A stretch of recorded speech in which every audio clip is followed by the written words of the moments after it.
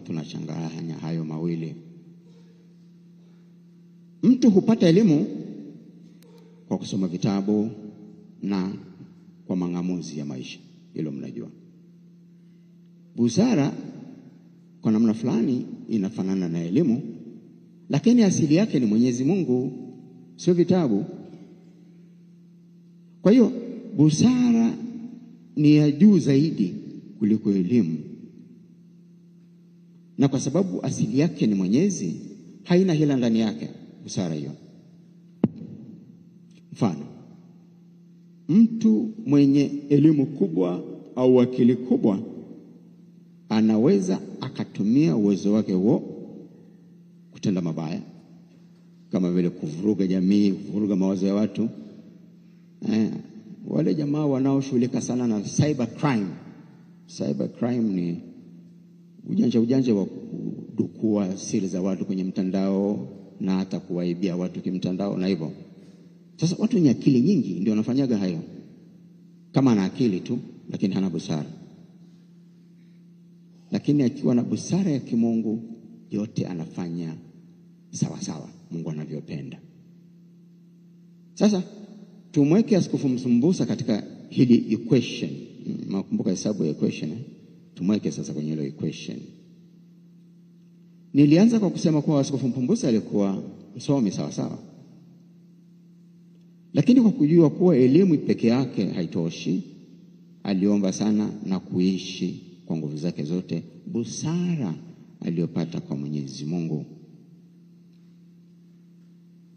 Kwa maneno mengine, aliishi kile tulichosikia kwenye somo la kwanza mzee Busara aliyotuambia. Nakumbuka hesabu ya equation. Hiyo ndio sababu iliyomfanya kanisa la Tanzania limpe majukumu niliyoshawataja. Lakini pia akapewa majukumu mengine katika ngazi ya Afrika Mashariki na Kati pamoja na Afrika yote, na hatimaye akawa askofu wetu hapa.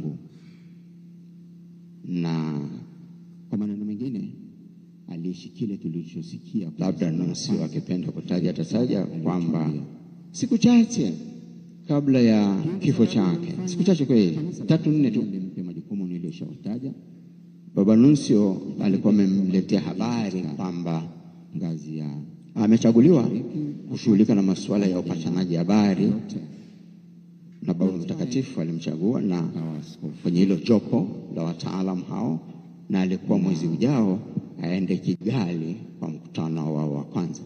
Lakini basi Mwenyezi amemwambia, Kigali yako ni mbinguni kwangu. Siku chache kabla ya wapendwa, siku chache kweli, 3-4 tulitaka Mwenyezi Mungu atupe mtu wa namna gani zaidi. Alikuwa amemletea habari. Asante Mwenyezi kwa zawadi ya baba. Amechaguliwa kushughulika na masuala. Sasa leo tunapomsindikiza katika safari yake ya mwisho, na Baba Mtakatifu alimchagua na kwenye hilo jopo la wataalamu, nipende na alikuwa mwezi ujao kumwomba sahihi kwa mkutano wao wa kwanza.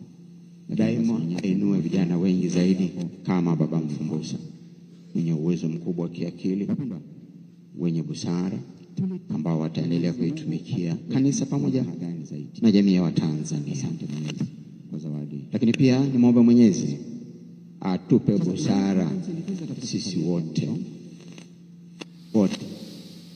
ndio viongozi na sisi viongozi, haidhuru wewe ni mtu namna gani. Mungu atupe busara itusaidie katika kufanya maamuzi. Mungu atufanye tuwe na hofu ya Mungu katika utendaji wetu, ambao wataendelea kuitumikia. Kwa nafasi hii pia nipende kutaja changamoto iliyopo katika jamii ya sasa hivi kuhusiana na elimu. Atupe busara sisi wote. Kuna hili la tuition, ndio viongozi na sisi viongozi. Tuition, haidhuru wewe ni mtu namna gani. Kila mzazi mwenye uwezo anataka mtoto wake apate tuition. Mungu atufanye. Nimeshangaa juzi nimeona hata wale wachekechea eti wanaenda tuition. Jamani, kujifunza ni bebe tuition katika jamii ya sasa hivi ndio ugonjwa huo. Tunapofikiri kinachotolewa darasani hakitoshi, lazima kiongeze na tuition. Kwa hiyo kuna shida hapo. Shida kwa darasani na shida labda sisi wazazi. ni vizuri wanaohusika wakalitazama. Kinachofundishwa darasani kitoshe. Nimeshangaa juzi nimeona hata wale wachekechea eti wanaenda tuition. Lingine linalotokana na hilo. Sasa wazazi tukishafikiri elimu ndio kila kitu, ndio alfa na omega, kinachotolewa darasani ndio kila kitu, lazima kiongezwe na tuition. Hata mtoto anapotakiwa aende mafundisho kujiandaa kwa komonyo ya kwanza na kipaimara, baadhi ya wazazi wanaona mtoto anapoteza muda, aende tuition, asiende kanisani kupata mafundisho. Lipo hilo. Mashahidi zangu ni wa paroko na mababu na wale katika tikisa na wafundisha watoto. Linalotokana na hilo. Kwa hiyo naomba niombe wazazi wote sasa rasmi kabisa kama mzee, naombeni wakati wa masomo ya kawaida mtoto aende shule na asome kwa nguvu zote, lakini inapokuja masuala ya kwenda kujifunza dini aende kwa komonyo ya kwanza akakae na wenzake. Baadhi ya wazazi na linalofanana ni hilo ni wale wachache, wazazi wachache ambao kwa sababu ya vijisenti vyao hawataki watoto wao wakachanganyike na watoto wengine kwenye mafundisho. Mtoto wangu hawezi kwenda huko. Kwa hiyo baba mmoja alikuja na gari akamchukua mtoto kabisa akiwa na wenzake wanajifunza mafundisho. Naombeni si vizuri wazazi. Masomo ya kawaida mtoto aende shule na asome kwa nguvu zote. Niseme nini tena kuhusu baba huyo? Kwenda kujifunza dini aende.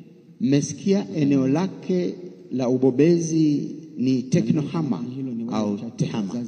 Mmesikia? Ambao kwa sababu ya vijisenti vyao. Hiki ni kifupi cha teknolojia ya habari na mawasiliano, kwa Kiingereza wanaita ICT, Information and Communication Technology. Wanajifunza mafundisho. Hii ni dhana pana sana inayojumlisha matumizi ya kompyuta, vifaa vya mawasiliano kama simu na mitandao na hivyo, na mfumo wa kidijitali au tehama, kuhifadhi, kuchakata, kusambaza taarifa hivyo, teknolojia ya habari. Lakini pamoja na kuwa baba huyu alikuwa mbobezi katika hilo, alikuwa mwangalifu sana, kwa sababu hili eneo, ndugu zangu, na hasa vijana mnisikilize vizuri, linaweza likasaidia sana, lakini linaweza likapotosha sana. Sana, naposema ni sana tu. Mfumo wa kidijitali. Nichukue mfano wa AI, Artificial Intelligence, au kwa Kiswahili inaitwaje? Pamoja na kuwa baba huyu alikuwa akili memba. Wote mnajua, mnaona hii mambo haya. Akili memba hiyo, visimu vyenu inayo. Kwa sababu na kifupi ni kwamba hasa vijana mnisikilize vizuri, wataalamu wanaweza likasaidia sana walipogundua hizo mashine hizo zinazotumia hiyo artificial intelligence. Sana, naposema ni sana tu, walituambia kwamba zinasaidia katika kila kitu, kwamba zinafikiri intelligence, au kwamba zinafikiri kama mwanadamu. Si kweli. Akili memba. Wote mnajua, mnaona si kweli. Hizi programs hizi, na kama kwa mfano nyinyi mnaotumia chat GPT, mtatambua kwamba kinachofanyika ni kwamba hizi program zina uwezo mkubwa sana wa kutafuta taarifa nyingi kwenye mtandao kwa haraka sana. Ukichapa neno fulani ukaiambia itafute, inaweza ikapitia text zaidi ya trilioni 13 kwa muda mfupi sana, mfupi kabisa, na ikakupa kama na mara nyingi inapitia kwenye internet kwa taarifa zenu, taarifa ambazo ziko kwenye internet, alafu inakupa nini?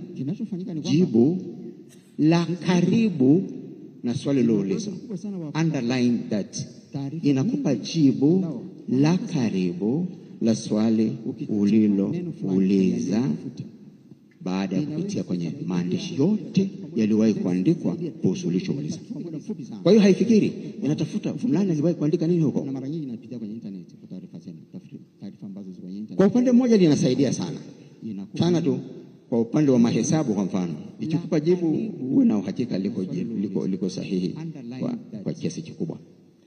Na pia linasaidia ukiambia ikutafutie text katika Biblia zinazofanana, itakupa kwa haraka sana. Na pia inasaidia sana katika mambo ya operations za siku hizi ambazo hawafungui tena tumbo au kifua. Kwenye telemedicine iko vizuri sana. Lakini ndugu zangu, nirudie, katika masuala ya kiimani, ya ethics na kimoro na nini, msiitegemea hii mashine, kwa sababu haina morality. Moja linasaidia sana. Haina sana upande wa mahesabu. Inakupa tu jibu ambalo mtu fulani aliwahi kulisema. Kama mtu huyo hana maadili, itakupa jibu lisilo na maadili. Kama mtu huyo hajajifunza hicho kitu kizuri, hii itakupa jibu ambalo sio sahihi vile vile. Nitoe mfano. Nenda ukitoka kanisani kaandike, niambie Bikira Maria ni nani? Kwa sababu haina morality. Jibu la kwanza atakayokuambia ni mwanamke aliyeishi karne ya kwanza ambaye alikuwa mke wa Yosefu. Full stop. Kama mtu huyo ilitazama jana jioni kwa udadisi tu. Mtu wa kwanza anajibu. Sasa wewe kama ukibaki na hilo, utafundisha kitu ambacho ni potofu vile vile. Lakini ukiendelea kusoma daima nakupaga majibu mbalimbali ya jirani. Kwa hiyo nataka kusema ni kwamba Bikira Maria ni nani haitoi daima mafundisho sahihi ya kanisa Katoliki. Nasema daima, wakati mwingine najaribu, wakati mwingine si sawa. Kwa hiyo basi, naongea na nyinyi mapadri vijana mnaotafutaga mahubiri kwenye AI, yasome lakini usiyakopi yalivyo ukatuletea, utatufundisha heresi. Pitisha hekima ya kimungu na Roho Mtakatifu akusaidie uweke na teolojia uliojifunza, ndio ukahubiri. Na pia vijana wote mnaosoma huko kwenye mtandao huo, mjue wengine nilikuta wanagombana, nimesoma kwenye internet bwana, kwenye AI iko hivyo. Sio majibu yote ni sahihi. Ndio maana nilisema hapa kwa ajili ya kuwaweka vijana wote, ndugu zangu wote vizuri. Nimalize kwa lile somo la pili ambalo tumesikia kuhusu jumuiya ya kwanza ambayo iliishi kwa umoja, kupendana, kushirikiana. Kwenu mapadri wa Kondoa, Mwenyezi amemchukua kiongozi wetu. Niombe katika kipindi hiki cha mpito, najua tutapata kiongozi wa kutusimamia kwa muda. Niombe tushikane kweli, tuwe kweli kama jumuiya ya kwanza. Atakayetuona aseme kama wale watu wa mwanzo walioona jumuiya wa kwanza wakawasifa kusema, waone hawa wanavyoshikana. Na ninyi mababa, naomba mshikane hivyo pamoja na Wakristo wote, tushikane hivyo mpaka watu waseme, pamoja na kuwa hawajapata askofu, lakini kweli Kondoa wanashikana. Tumsifu Yesu Kristo. Niombe tushikane kweli, tuwe kweli kama jumuiya ya kwanza. Atakayetuona aseme kama wale watu wa mwanzo walioona jumuiya wa kwanza wakawasifa kusema, waone hawa. Tusimame. Na ninyi mababa, naomba mshikane hivyo pamoja na Wakristo wote, tushikane hivyo mpaka watu waseme, pamoja na kwa na sadiki kwa Mungu mmoja. Wanashikana. Tumsifu Yesu Kristo.